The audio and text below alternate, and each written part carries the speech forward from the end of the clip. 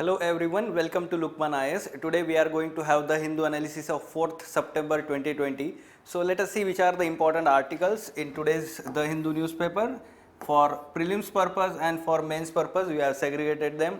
Let us try to take input for our examination one by one. So the first article on page number 6, editorial, as well as some supporting articles, we can talk about it. The context of the article here is, again we can talk about that recently the decision was taken to, let's say, suspend question hour from parliamentary proceedings both in Lok Sabha and Rajya Sabha for this particular session. The reason given is due to COVID-19. There are some, let's say, urgent matters to be discussed, or we can say that the time can be utilized. तो ऐसे कुछ reasons दिए गए हैं जहाँ पे बोला गया है कि कोविड-19 की वजह से जो इमरजेंसी सिचुएशन है तो तब क्वेश्चन आवर जो है एक हम बोल सकते हैं कि हटाया गया है गवर्नमेंट की तरफ से. Now the article by Hamid Ansari, farmer vice president of India, he is, let's say, giving importance of question hour in, let's say, holding the executives accountable towards the legislature, or we can say parliament. So the article is discussing in support, we can say a different article here, that the government is saying that, let's say, though the opposition parties are criticizing that question hour is very important, the government has come up, or we can say Rajya Sabha's research wing has come up with, let's say, few statistics here. वो statistics बोल रहे हैं कि जो question are है वो properly utilise नहीं किया गया है. ठीक है, तो अभी राइट नाउ एक सेशन की वजह से इतना फ़र्क नहीं पड़ेगा, इनडायरेक्टली ऐसा उनका मानना है. बट ये जो स्टैटिस्टिक्स है वो आपके मेंस एग्जामिनेशन में यूज़ हो सकते हैं GS2 में, जब भी प्रोडक्टिविटी ऑफ पार्लियामेंट और parliamentary sessions, when the question is talking about that, you can use this facts here regarding question hours. Okay, तो ये ऑथेंटिक डेटा होता है तो वो आपने यूज़ करना चाहिए. So let us try to analyse what is given in this article, so we can understand that here the context is the recent decision taken by the government to, let's say, suspend this for monsoon session, question hour suspended for monsoon session. So the basics here, this constitution prescribes for parliamentary form of government, and this parliamentary form of government in which the executive is accountable to the electorate through legislature, which in turn periodically elected by the electorate. So we know that we have indirect form of democracy. तो वहाँ पे हम जो है 5 साल में हमारे representative चुन के देते हैं, and then the government which is held accountable by this legislature, और let's say elected representatives of the people in the parliament. Okay, so this accountability lies at the heart of democratic government. This is very important, that the executive should be held accountable by the parliament, and there are some, let's say, tools to uphold this accountability, such as the question hour, adjournment motion, calling attention motion, half an hour discussion, motion of no confidence, questions of privilege, ये सारे जो है, या privilege motion जिसको बोलते हैं और चीज़, तो ये these are tools of holding the executive accountable by the parliament. Okay, and now the question hour is in, let's say, question itself. तो उसके रिगार्डिंग एनालिसिस करते हैं, जैसे कि among these instruments the account of the accountability, daily question hour has been unmatched critically on account of its regularity and its availability on the basis of equality to every member of house, be it Rajya Sabha or Lok Sabha. This is very important. This empowers every elected representative to hold the government accountable. So this is very important. ये जो regularity की बात हुई है, that these we can say that the question hours are held every day except 2 important days. The budget day जो होता है वो एनुअल फाइनेंशियल स्टेटमेंट का, और दूसरा जो होता है कि हर साल जो पहले सेशन होता है, पहला सेशन जहाँ पे प्रेसिडेंशियल एड्रेस होता है, उस दिन पे सिर्फ क्या होता है कि ये क्वेश्चन आवर नहीं होता है. तो ये आपको प्रीलिम्स के लिए भी इम्पॉर्टेंट इंफॉर्मेशन है. ठीक है, so we can talk about that later on. It has special significance in the proceedings. We can say that for example, parliament, since it covers every aspect of the government activity, be it domestic or foreign. तो government की सारी policies जो है, domestic policies, foreign policies, हर एक इस पे question पूछा जा सकता है, and the information regarding what the policy is being implemented by the government can be, let's से, asked from the ministers. Since the questions are generally pointed, specific and confined to one issue only, they tend to elicit specific information from the government. So this is the importance of this question hour. The deletion of question hour from the announced agenda of the day is baffling and has understandably been used as the curtailment of right to question the government. तो ये जो accountability का जो main aspect है, right to question the government, elected government, वो बहुत important है. And deletion of this question are let's say has this important aspect, the question, let's say right to question to the government has been removed now. However, in detail we can talk about that. The detailed, let's say, justification given by the government is that the unstarred question will continue to be received and answered. The change will be related only to the starred question. Now we can let's say go into detail about the question hour and three types of questions that are being asked here. For prelims perspective or basics, here the unstarred question which are let's say we can replied in a written manner, ठीक है, तो वो return manner में जो होता है answer वो दिया जाएगा. बट जो स्टार्ड क्वेश्चन होते हैं which are answered orally and therefore which can be let's say followed with subsequent question, तो वो नहीं होंगे, ऐसा उन्होंने यहाँ पे कहा है.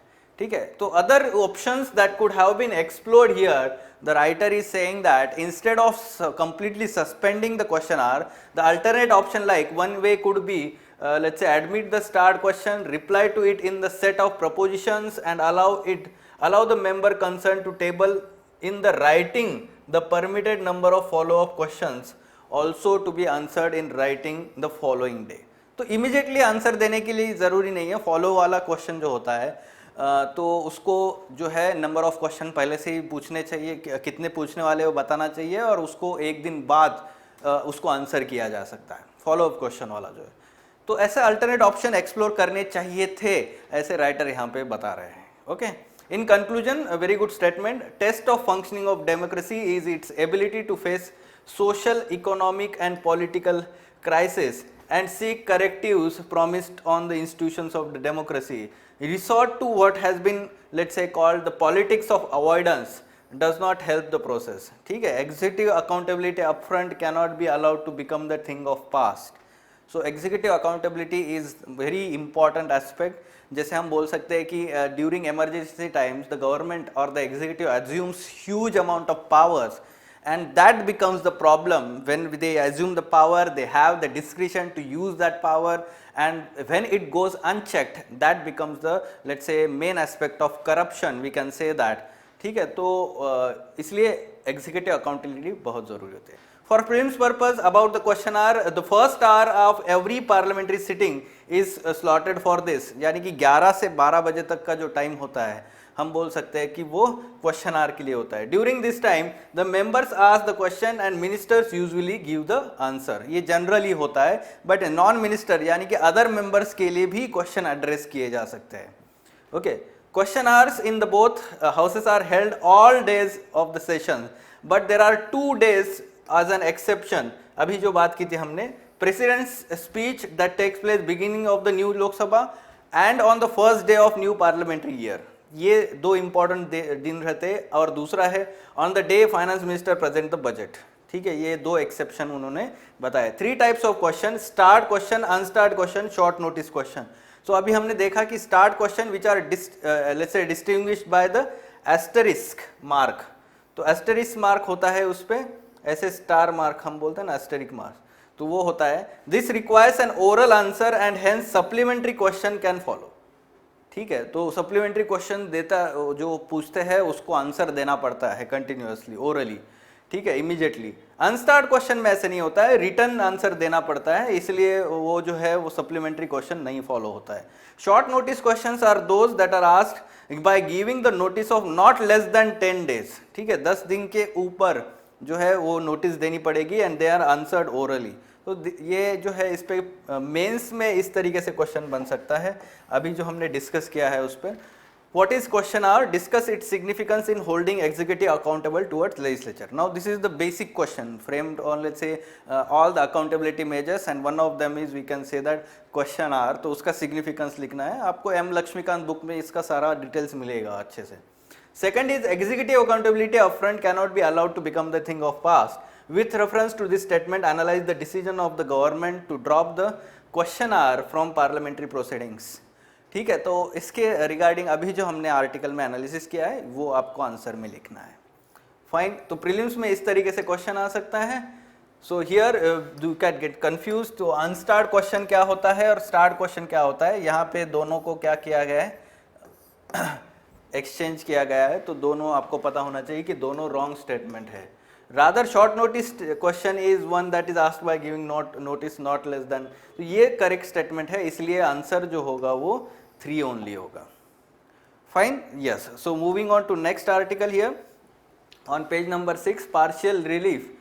Recently the Supreme Court has said that the AGRs by these telecom let's say companies should be let's say given to the government, AGR dues in let's say subsequent 10 years by dividing the amount equally each year। ठीक है, तो ये important अभी decision लिया गया है, तो उस पर एनालिसिस अभी ये एडिटोरियल कर रहा है। So in that we can talk about, for example we can say that, so Supreme Court has taken the let's say middle decision here। First of all, earlier the Supreme Court had said that within 3 months the AGR dues should be paid, तो उसके बाद उन्होंने decision को review किया गया है अभी, और 10 साल उन्होंने बोला है, तो उससे बदले गवर्नमेंट जो है उनका प्रोपोजिशन जो था गवर्नमेंट का, तो वो 20 साल का था। However the Supreme Court said that that is excessive, terming it as excessive। Now it is saying it said that 10 years is the optimum time that should be done। So without naming any company, the central government made clear that there were AGR dues sought at one go, it could well push the service provider into insolvency proceedings। ठीक है, तो वो एक problem था, इसलिए वो बोल रहे थे, आर्ग्यू कर रहे थे टेलीकॉम कंपनीज के फेवर में गवर्नमेंट जो है, ठीक है, कि 3 महीने में अगर वो सब कुछ पे करना पड़ता तो वो लॉस में चले जाते, इंसॉल्वेंसी में उनको एंटर करना पड़ता। ठीक है, तो दूसरा जो स्टेक होल्डर इंपॉर्टेंट यहाँ पे था, जो सुप्रीम कोर्ट ने उनका भी व्यू कंसिडर किया है, दैट इज द लेंडर्स। ठीक है, जो बैंक्स है, कमर्शियल बैंक जो हम बोलते हैं, so their money was let's say involved in that let's say companies, the huge loans were provided by these lenders to the companies, and that's why their health is let's say important to banks health। ठीक है, तो NPAs नहीं बढ़ने चाहिए, ये सब जो aspect है यहाँ पर उन्होंने डिस्कस किया है। तो ये जो है इंडस्ट्री डेप्ट including that which is under resolution as the part of IBC process amounts to 4 lakh crore, तो ये इंपॉर्टेंट है, हमें पता है, इसलिए इनको कंटिन्यू करना, और वो जो है टेलीकॉम कंपनीज को एक रिलीफ मिल गया है अभी हम बोल सकते हैं। ठीक है, also the court in its order take into cognizance of the multiple threats to the industry's wellbeing. तो टेलीकॉम कंपनीज को क्या क्या प्रॉब्लम्स है, चैलेंजेस है, ये इसी आर्टिकल में आपको यहाँ पे मिल रहे हैं 4 इंपॉर्टेंट। तो क्या क्या है, depressed level of average revenue पर यूजर, तो सारे हम देखते हैं कि जैसे एयरटेल कंपनी है या आइडिया कंपनी है, वोडाफोन कंपनी जो है, ये सब मर्ज करके भी जो है अच्छे से compete नहीं कर पा रहे, depressed level of average revenue. Fraught competition landscape wherein new entrants tariffs had triggered a price war hurting revenues. हमने देखा है जैसे जियो जब से एंटर हुआ है कंपटीशन में, there has been let's say fraught competitive landscape, वो हम बोलते हैं कि प्रीडेटिव प्राइसिंग का फंडा जो है यूज़ किया गया था, यहाँ पर बहुत प्रॉब्लम हो गया है बाकी कंपनीज को। A surge in data usage even as the price of such data plans remained almost unviably low, वो एक एस्पेक्ट है। And overall diminishing ability to continue invest in the capital spending for infrastructure upgradation. जो 5G technology की बात हो रही है तो वहाँ पे बहुत कम उनको इन्वेस्ट करने के लिए कैपिटल मनी है, ठीक है, कैपिटल एक्सपेंड इन्वेस्टमेंट और इंफ्रास्ट्रक्चर अपग्रेडेशन के लिए। So that's why the government needs to look beyond the AGR issue and reimagine the way its prices and seeks to monetize the precious let's say yet immutable public asset of radio spectrum in future। तो future में जब भी कोई भी हम जो companies के साथ जो लाइसेंस और ये जो स्पेक्ट्रम देने की बात होगी तो उसको सिर्फ रिवेन्यू जनरेशन शेयरिंग की बात नहीं है, तो उसके बियॉन्ड जाके उसको अच्छे से अभी एनालिसिस करके ही सब चीज़ें करनी है। ठीक है, तो हम बोलते हैं कि पब्लिक एसेट है स्पेक्ट्रम का, उसका अच्छे से यूज़ होना चाहिए। Fine, so yes, that was the analysis on this judgment. Next article, a very good debate. Should the age of marriage for the women raised to 21? Now the article has very good inputs that should be taken for GS1 subject, social issues जो होते हैं वो उसमें, या फिर ऐसे अगर आता है कि चाइल्ड मैरिज है या raising the marriage age of women to 21, इस रिगार्डिंग अगर कोई स्पेसिफिक भी ऐसे आता है, you should have some specific arguments, and good arguments can be taken from this article in this manner. So here some important arguments that are given, we can talk about that. ठीक है, तो आप देख सकते हैं कि जो इस बार प्राइम मिनिस्टर ने 15 अगस्त को अनाउंस किया है that the government is going to take soon a decision regarding this raising a marriage age or up to 21। तो इसके रिगार्डिंग बहुत सारे जो सोशल एक्टिविस्ट है उन्होंने क्रिटिसाइज किया है that the government should not only look into the aspect of mall nutrition among the women, या फिर जो चाइल्ड मैरिज का इशू है वो सिंपली अगर जो गवर्नमेंट एक ही एंगल सोच के अगर ये लाना चाहता है तो वो गलत हो जाएगा। Rather there are socio economic issues involve in this aspect. ठीक है, तो उसको आपको आर्ग्यूमेंट्स में ये करना चाहिए। For example, yes, in favor you can surely say that it is important that the girls should not be pushed into marriage early. Marriage should not be compulsory for them to gain social and economic status. Yes, surely, and that's why raising the age is a good idea. And increase to age to 21 years would mean further prosecution of girls right up till age of 21 years. For example, recently जो Hadiya case where the adult women's decision to marry was challenged by her parents, तो adult होके भी उसका जो parents जो है against decision लेते हैं या फिर केस करते हैं, तो ऐसे हमने देखा है कि सुप्रीम कोर्ट, हाई कोर्ट में कितने सारे केसेस आते हैं। So here the law has been completely misused by the, let's say, parents also, parents especially parents of girl child। ठीक है, तो वहाँ पे जो है हम बोल सकते हैं कि जो prohibition of child marriage act 2006 है उसका effectiveness on the ground it is very less. कैसे? तो PCME sets minimum age of marriage at 18 years for women, 21 for men. It treats underage marriage as valid but voidable। ठीक है, तो valid माना जाता है बट वॉइडेबल है। इसका आपको बेसिक कंसेप्ट ये पता होना चाहिए कि अगर मैरिज होता है तो वो वैलिड माना जाता है और उसके बाद 2 साल तक उनको चांस मिलता है। ठीक है, कि लड़के को 2 साल और लड़की को 2 साल का चांस मिलता है कि they can let's say take decision within that 2 years whether to continue this marriage or not. क्योंकि वो बाद में जो है, पहले समझो अगर लड़की जो है 17 साल की है तो 2 साल बाद 19 साल की होगी, above 18 years, and that we can say that that decision can be taken। तो इसलिए वो voidable है बाद में, बट इसको वैलिड माना जाएगा एक्ट के अंडर। और ये क्लॉज जो है उसको ठीक से जो है अभी तक समझा नहीं गया है, because there has been let's say other overlapping legislations. For example POCSO act जो है, जहाँ पे देखा जाता है तो अंडर एज गर्ल्स के जो रेप का जो केस होता है उसमें मैक्सिमम 20 years का जो पनिशमेंट है। So the parents tend to let's say invoke, or let's say even the police are tends to invoke that kind of, let's say we can say, provisions in that legislations। ठीक है, तो ये misuse किए गए provisions होते हैं बहुत बार। और हम देख सकते हैं कि 18 साल के छोटे बच्चे होते हैं तो उनमें हम बोलते हैं कि लॉन्ग टर्म विजन जो होता नहीं है। हम those let's say couples which are eloping, let's say as a love marriage, they elope and they get married, ये सब जो एस्पेक्ट होता है, ठीक है, तो वहाँ पे राइट तरीके की काउंसिलिंग ना हो के वहाँ पे कहीं ना कहीं कोएर्शन यूज किया जाता है। ठीक है, सो ये एस्पेक्ट आपको पता होना चाहिए। This allows the girls who elope with their partners to demand that their marriages are protected. This right should never be taken away। तो ये बहुत ज़रूरी होता है। ठीक है, जो इलोप हो जाते हैं their partners to demand that their marriages are protected, ये बहुत ज़रूरी होता है। रादर यहाँ पे क्या होता है कि पुलिस जनरली पेरेंट्स की साइड लेके उनको प्रेशराइज किया जाता है उल्टा। ठीक है, even if the law declares the child marriage void, in the eyes of community arrange marriages will have social validity. That is one aspect. अगर चाइल्ड मैरिज खुद ही पेरेंट्स लगा के दे रहे हैं और वो भी सोशल एक्सेप्टेबिलिटी के साथ में, जो कि आज तक हम देखते हैं कि विलेजेस में एक कॉमन प्रैक्टिस है बहुत ज़्यादा आज भी।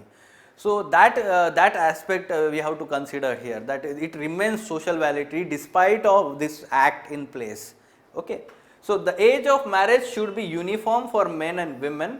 That is one argument that we can say that 18 years नहीं कि 21 होना चाहिए. और बहुत सारे कमीशंस और committees, for example law commission report in 2008 said that uniform age of marriage for boys and girls at 18 years and not 21. तो वो कम होना चाहिए, बढ़ाना नहीं चाहिए, ऐसा उन्होंने बोला गया था. National Human Rights Commission in 2018 recommended uniform age of marriage, let's say NHRC.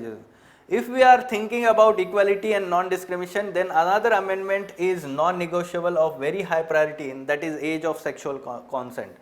तो ये जो है वो अभी 18 years तक, ठीक है. तो ये 18 ईयर्स से 16 ईयर्स होना चाहिए. पॉक्सो एक्ट में जो है वो प्रोविजंस इसके अगेंस्ट है, उल्टा है पूरा, ठीक है. तो यहाँ पे काफ़ी हम बोल सकते हैं डिबेट होता है कि एज ऑफ कंसेंट अभी जैसे जैसे सोसाइटी इवॉल्व होती है, the younger generation is getting more and more aware to let's say their own let's say physical appearances, और सारे पेरेंट्स जो है उनको काफ़ी अवेयर करते हैं. तो ये जो age of consent, sexual consent है वो कम करना चाहिए 16 ईयर्स तक. ये चेंज होना चाहिए अमेंडमेंट, अगर आप सोच रहे हैं कि इक्वालिटी और नॉन डिस्क्रिमिनेशन की बात हो. Currently in elopement cases boys are prosecuted for repeated rape of minor wife, ठीक है, which is an aggravated offence punishable by 20 years POCSO act के under, protection of children from sexual offences act. In contrast, an arranged marriage, in a rare case when parents are prosecuted, the maximum punishment is 2 years. मतलब अगर parents child marriage लगा के देते हैं तो उनको punish करने के लिए सिर्फ 2 साल का ये है. बट अगर वो पॉक्सो एक्ट के अंडर वो अगर लड़का जो है उसके अगेंस्ट अगर केस होती है तो 20 साल तक उसको पनिशमेंट होती है. It is important to have PCMA declare child marriage void ab initio, which means that all child marriages should be, let's say, declared as invalid marriages. यहाँ पे एक अच्छा उन्होंने recommendation दिया है कि वो सारे marriages जो है वो invalid होने चाहिए, जो child marriage है, ठीक है, valid होना ही नहीं चाहिए accepted, जो ये इस act में बोला गया है कि valid होता है, ठीक है. तो ये चेंज लाना चाहिए, ऐसा उन्होंने बोला है. That will help the girls who are forced into marriages want to come out of it, as well as ये भी एक बहुत जरूरी है कि जब इनवैलिड ही जब बोला जाता है एक्ट के अंडर तो उसका स्ट्रिक्ट इंप्लीमेंटेशन होगा, and the society will tend to have deterrence, factor of deterrence regarding this provision. Okay, an issue like child marriage is a social issue and economic issue. तो इस पे aspect से भी देखना चाहिए उसको, ठीक है. सोशल इश्यू जो हम बोलते हैं कि it is social reality in the rural areas, and economic issue we know that the parents of the girl child are already dead burden and they considered the girl child as a burden on them, so they want to early dispose them as early as possible. तो वो उनका जो हम बोलते हैं concern है, economic issue जो है, ठीक है, वो बर्डन माना जाता है. रादर मेल चाइल्ड है वो उनको पता होता है कि फ्यूचर में वो कमाएगा, उन केयर करेगा, ये सब चीज़ें एस्पेक्ट है, ये सोशल रियलिटी है, ठीक है, ग्राउंड पे. तो वो एस्पेक्ट को हमने टारगेट करना चाहिए. For example expanding the let's say provisions और scope of right to education act for girl child, या फिर उनको इकोनॉमिकली एम्पावर करना, वोकेशनल एजुकेशन देना, that is the right way forward, we can say that. Okay, so ऐसे arguments आपने लिखने चाहिए. And in let's say in the end the question और the essay topic that can be asked like child marriage is social reality in India. So you can let's say take input from this article for that essay topic. Fine. Moving on to next article, relief for borrowers in the moratorium case. यहाँ पे supreme court ने बोला है कि until further orders you should not consider these let's say moratoriums or loans taken which are not repaid after 31st August as NPA. ऐसा banks को बोला है कि आप ये NPAs मत कंसिडर करिए, because the court is going to examine the question whether the compound interest और the interest on interest should be charged as on the loans deferred during the moratorium period. और bench is also examining the powers of central government and NDMA to provide relief to the borrowers reeling under the financial effects of pandemic. ऐसा कोई provisions हो सकता है क्या government की तरफ से? और ये कंपाउंड इंटरेस्ट जो लगाया है बैंक ने मोरेटोरियम देने के बाद, क्या वो सही है क्या? इस पे अभी डिलिब्रेशन होगा by the court and then they will take decision. Up till then now the court has said that they should not be classified as non performing assets. Fine, so इस पे फॉलो अप होगा, आगे हम देखेंगे उसमें. Next, the General Rawat push for Quad. Now, in one of the, let's say, think tank, in giving speech, let's say, Chief of Defence Staff, अभी जो है General Bipin Rawat, he said that India wants the Quad to become a system to ensure freedom of navigation (FON) and freedom of navigation operations (FONOPS) in the Indian Ocean and around. ये ऐसे words आपने answer में IR के use करने चाहिए. Freedom of navigation FON and freedom of navigation operations FONOPS. ये words काफ़ी important है. At the same time he was highlighting that the threat of combined challenge from Pakistan and China on the two fronts and cautioning Pakistan against taking any advantage of tensions with China. Right now we know that along the LAC there is again we can say re-escalation of tensions and let's say standoff. तो उसका पाकिस्तान ने फ़ायदा ले सकता है, उसके लिए एक हम बोल सकते हैं ये थ्रेट हाईलाइट किया गया है chief of defence staff. Fine. So in another article, our external minister was, let's say, focusing on that the issue between India and China should be resolved through debate and deliberation. So these are the captions and quotations दो child marriage का जो है और जो first article हमने जो discuss किया है. ठीक है, तो वो आप ले सकते हैं एसए और GS2 GS1 के लिए. So these were the important articles from today's newspaper. For further information on editorial discussion classes wherein in-depth analysis of all these articles can be done, let's say by Ansari sir and team, you can contact Lukman IAS. Thank you.